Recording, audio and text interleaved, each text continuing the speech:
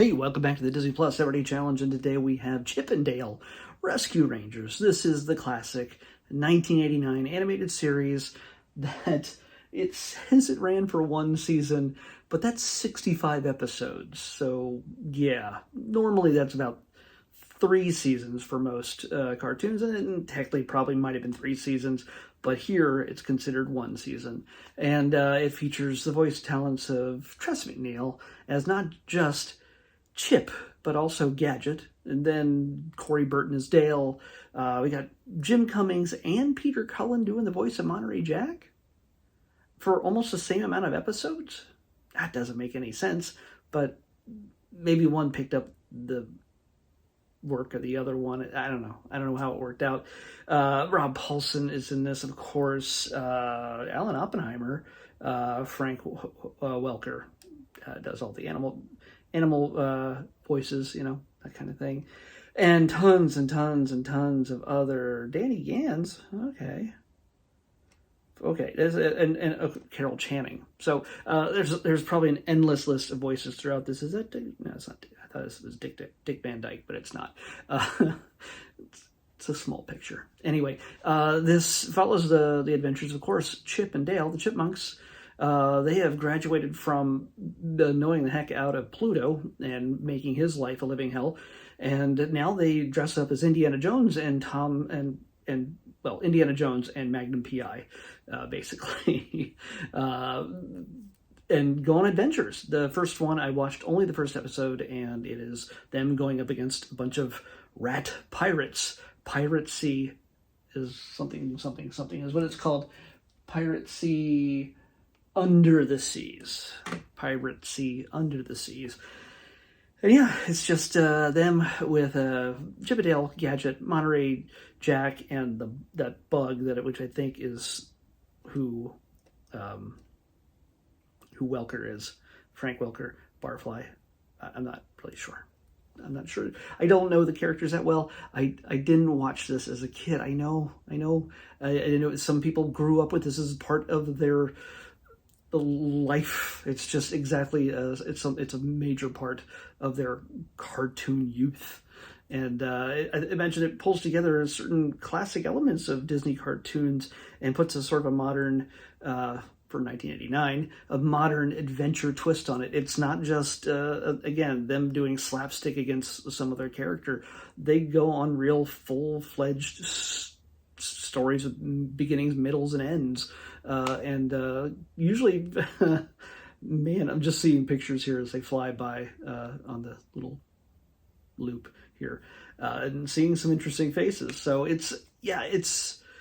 I missed out when I was younger. I was not a kid anymore, so I was just, cartoons. Who's watching cartoons on a Saturday morning or whenever this aired, probably in the afternoons on Disney Channel. Yeah, so yeah, I didn't get to experience this the way some did. So yeah, it was all new to me. It's the kind of thing that I think deserves a full season series watch. Yeah, I'm gonna add it. I'm never gonna get around to watching it, but like all the other things that are on my list, on my watch list. But hey, what am I gonna do? I have a different thing to watch every day. So yeah, it's funny. The animation is very 80s. That is fully painted, static backgrounds, and it's television animation. It's still pretty stock and cell animation, but it's pretty cool. It's the humor, the music. Oh, the theme. The Mark Mullen, I think, is the name of the composer or whatever, singer maybe. Also, it's got that classic synth and probably a synth saxophone as well, but it's truly fully 80s music. I know that I haven't said a whole lot about this. It's a very short video, but hey, how can I really sell somebody on Chip and Dale if they aren't already invested in it? Like I said, if you haven't ever seen this old Chip and Dale, if you saw the new movie, that they put out just last year or so, which I have reviewed without ever having watched this fully. I mean, I think I caught pieces of it over the years, but never a full episode. Maybe it was on in the background or something. I say definitely, if you're just looking for some nice, to most of you, retro cartoon with some fun characters that have become their own cultural phenomenon, yeah, it's worth checking out. But for now, I have to pick tomorrow's episode, but I have already picked it. It's not in here. It's not randomized. In fact, it's not going to be randomized for the next almost 2 weeks. Because we're starting Christmas, the 12 days of Christmas. Yes, it's a day early, only because I have a special surprise coming for one of the episodes, our 1500th episode coming up. Yeah, going to have a big surprise for that one. It's something I've never tried before.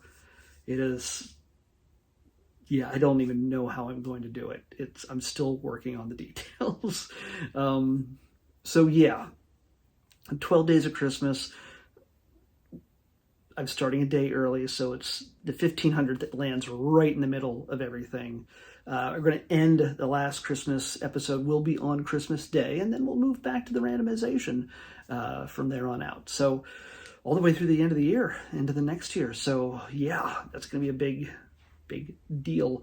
So yeah, tomorrow. It's good this is a short video because now I can explain to you what we're going to watch tomorrow.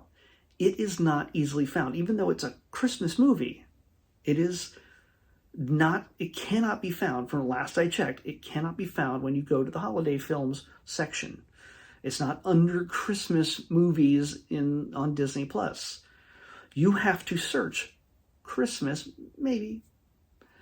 I think that's might have been how I found it. Like literally type in Christmas, and that's how I found it. Or you could type in Grumpy or Cat. Yes. Grumpy Cat's Worst Christmas. Somehow hidden away for some reason on Disney Plus, because I guess it's kind of negative. The first meme-fueled Christmas movie ever. Yeah. Inspired by the Grumpy Cat meme. They made a movie. Probably almost over 10 years ago. Almost 10 years ago. Yeah. I'm basically doing it before I'm watching it before Disney realizes it's on there and not well hidden enough, and they take it away for whatever reason. So it's one of those things that since it's hidden, it's almost guaranteed they're going to just make it go away forever, maybe once the season is over. So Grumpy Cat's Worst Christmas is what we're watching next on the Disney Plus Everyday Challenge. I'm putting on the hat tomorrow. See you then.